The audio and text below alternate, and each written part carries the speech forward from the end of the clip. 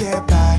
It resides between my eyes. Walked through the fire, came out better on the other side.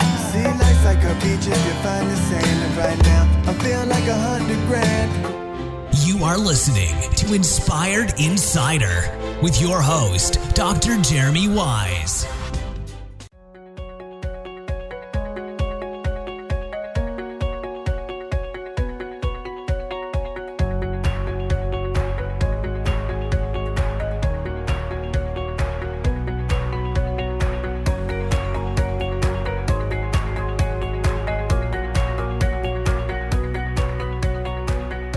All right, Dr. Jeremy Weiss here at IRCE with InspiredInsider.com, and I'm here with Amit Bivas. He is the head of marketing for Optimove. So, first of all, tell me how this company started. I know there's a good story behind it.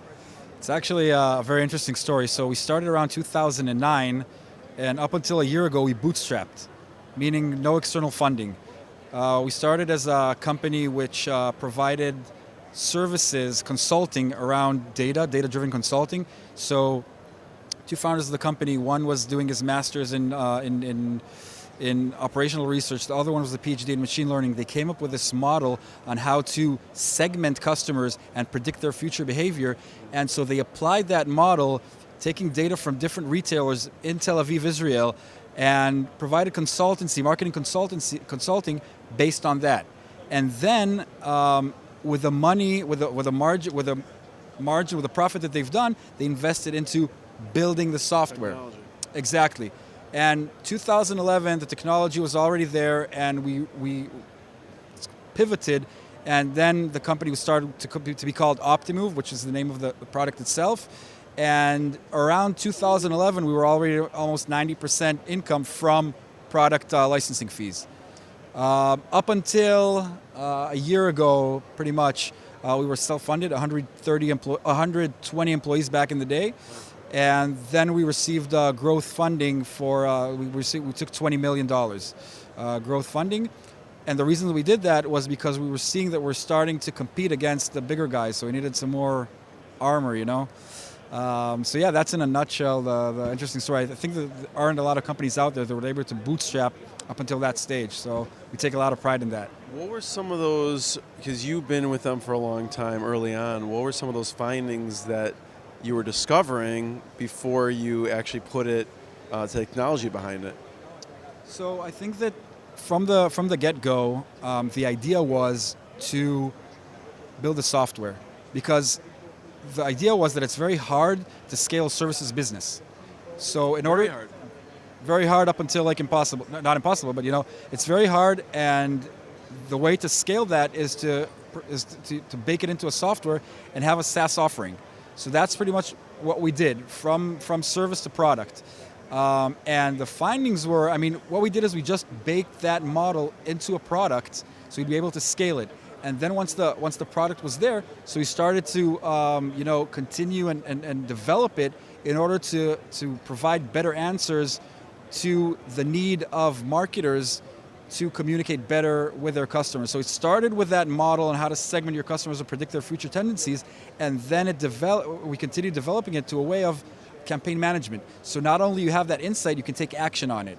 And today, we came to a place where we have AI layers on top of it, a lot of recommendations engines, where our big promises.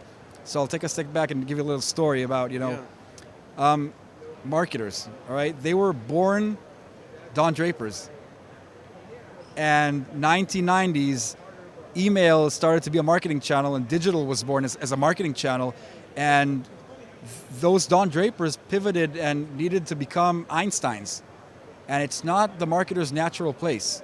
So what we're aiming to do nowadays is to push marketers back to be Don Drapers, and Optimove will take care of all the science and automation.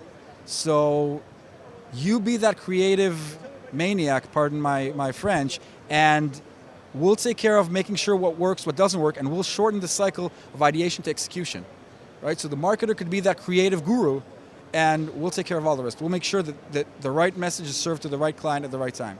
Yeah. So that's where we're at today. So walk me through a use case, and where Optimove comes in. So someone like a company using it, they hit the site, what happens? So just to give context, so we're a middleware. We sit between the database and the execution channels. So who's the ideal customer?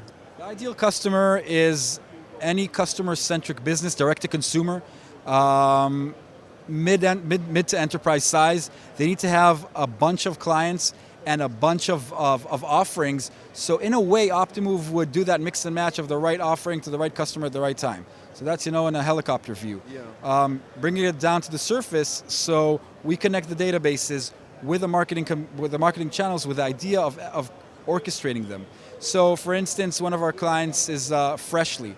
They're disruptive in their space, and what they do is they fight churn very aggressively with Optimove. So they're able to predict churn and customer affinities and cater them with the right messaging in order to A, encourage repeat business, and B, preventing them from moving to the competition.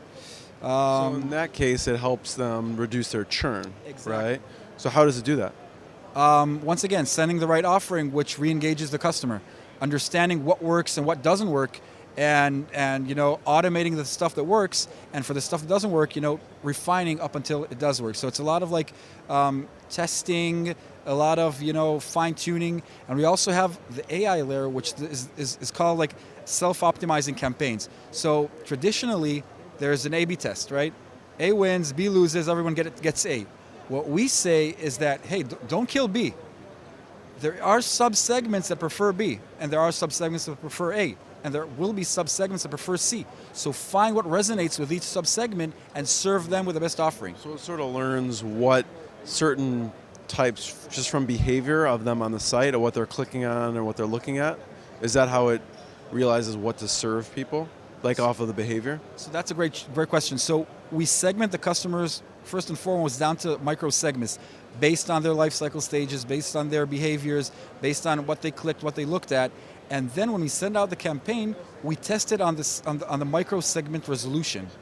And based on those, we understand what works best. So those sub-segments are based on micro segments. So this micro segment responds better to A, this micro segment responds better to B, and then they'll get A or B. And important to say that these micro segments are dynamic. So today it could be in micro segment X, tomorrow in micro segment Y.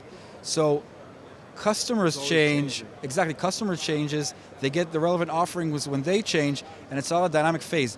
What we tend to say is, I spoke about it earlier, that ideation to execution for marketers is a nightmare. You think about a campaign, you think about a segment, and until you execute, it's a month.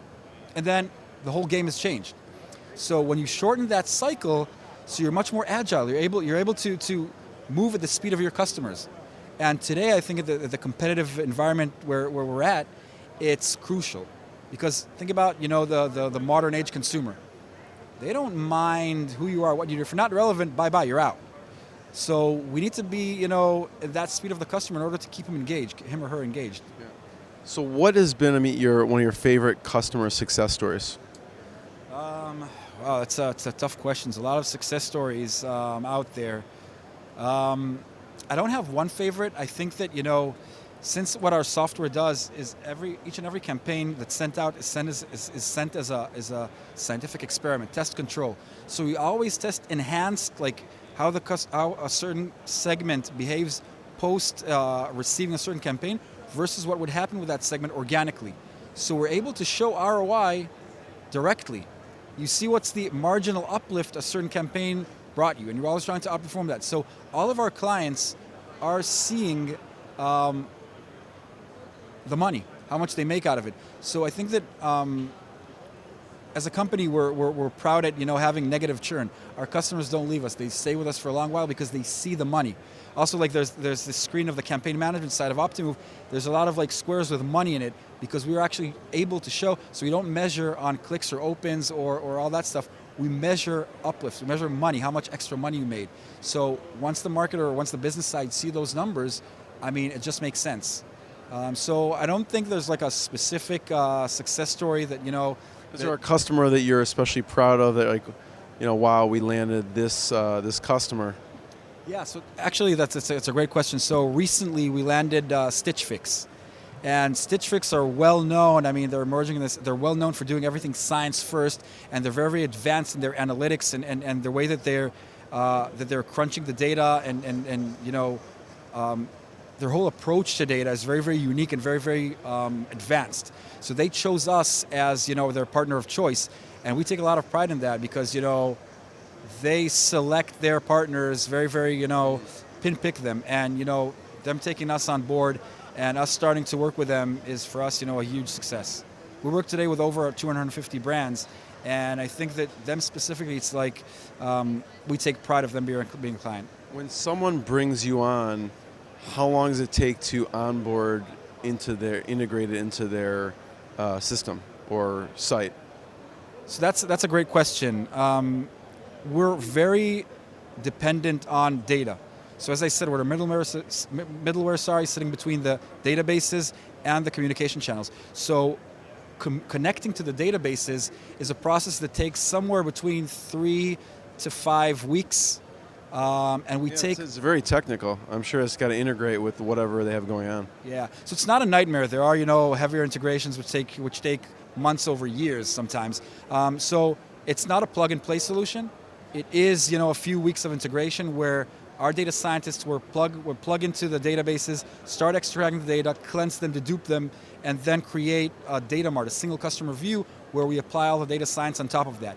And then also each and every product environment the model is a bit different for each and every client. So our data scientists design, it's the same master model, but they fine tune it to fit the business environment of that client. So that also takes some time, and it's a mutual process because the business side of our client would speak with our data scientists, and until they're both sides are happy with, so we bring the best practice, but they bring their business understanding. So we find the middle where everything works for all the sides, and then we launch the product. So that typically is between 3 to 5 to 6 weeks. Yeah.